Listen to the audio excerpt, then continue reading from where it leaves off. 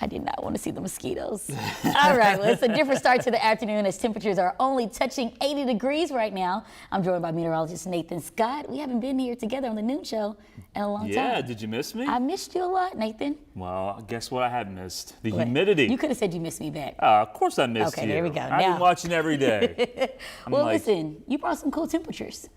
It is feeling good out there right now, Jurnee. I mean, you step outside, you don't sweat right away. The temperatures right now into the low 80s across the region. Lots of sunshine. 81 in Clinton, 82 into Searcy, 84 in Little Rock, 88. That's a warm spot in Camden. A few high clouds. We'll see a few more clouds mix in as the day wears on. But when you step outside, it feels so good because the dew points have dropped.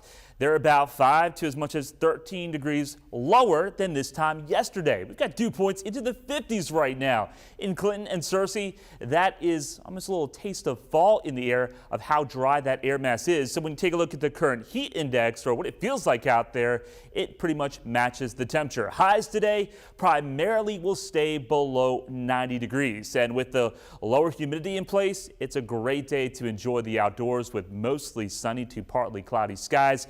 Those skies stay clear tonight, and as the winds die down for some folks, maybe turn off the AC, open up the windows. Temperatures dropping down to the 50s just off to the north and northeast of the metro. How long will this nice weather stick around? I'll have that answer and more coming up.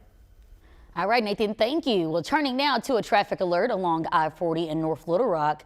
If you're heading out soon, going eastbound near MacArthur, RDOT has shut down the right lane for maintenance. The cameras don't show a heavy buildup as of now, but just remember, as always, take it easy.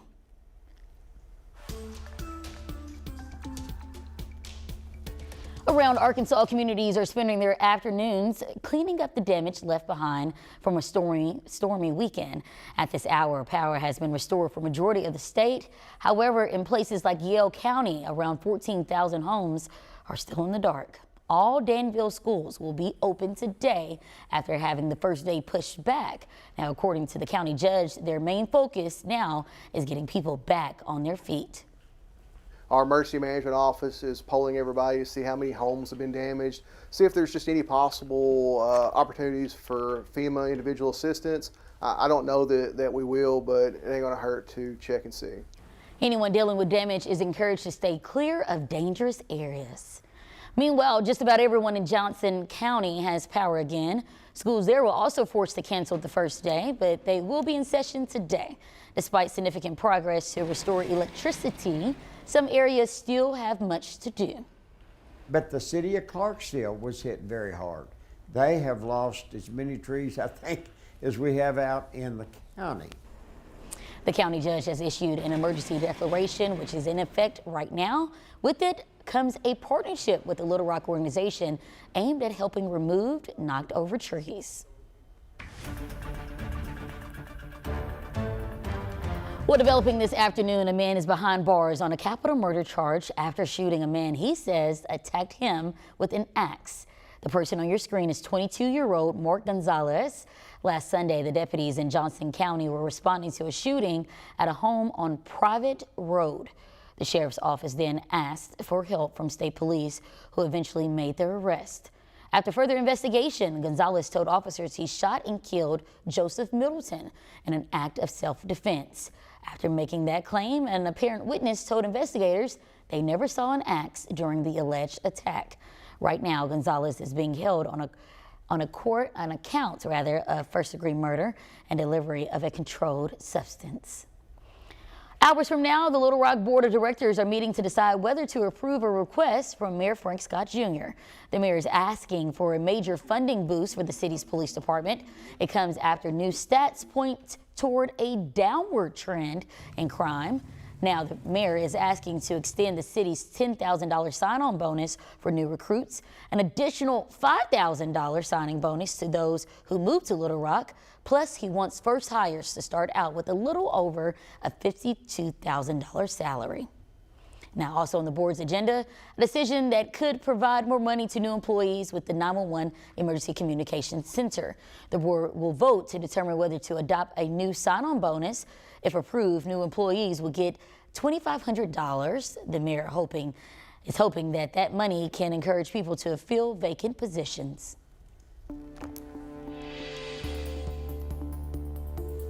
This afternoon, the Little Rock School Board has a better idea of why people are upset by the superintendent's decision to resign. Just last night, parents stood before the board voicing their concerns and not necessarily at the superintendent, most of which came from people criticizing meetings in the past and how others have treated the superintendent.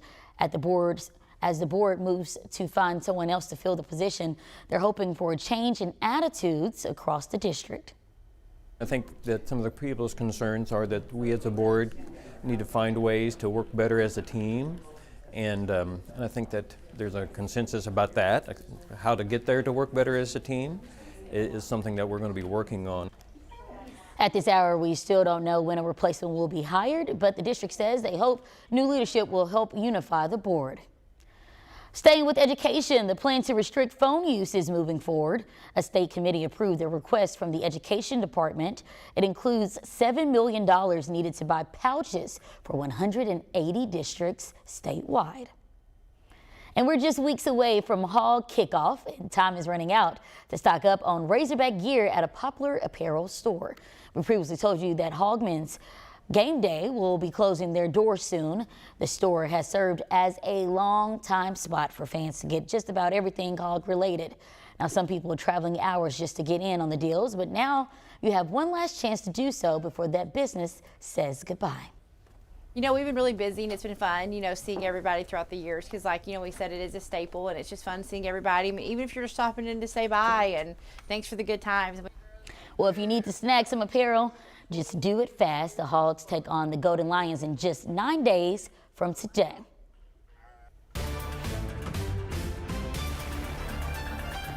The Democratic National Convention officially got underway last night with appearances from Kamala Harris and President Joe Biden. Carla Cummings recaps night one and what's expected heading into tonight. People, we are moving forward. Vice President Kamala Harris made a surprise appearance at day one of the Democratic National Convention to express her gratitude to President Biden. Joe, thank you for your historic leadership, for your lifetime of service to our nation. The president was greeted with an extended standing ovation when he took the stage before explaining his reason for stepping aside. I love the job, but I love my country more.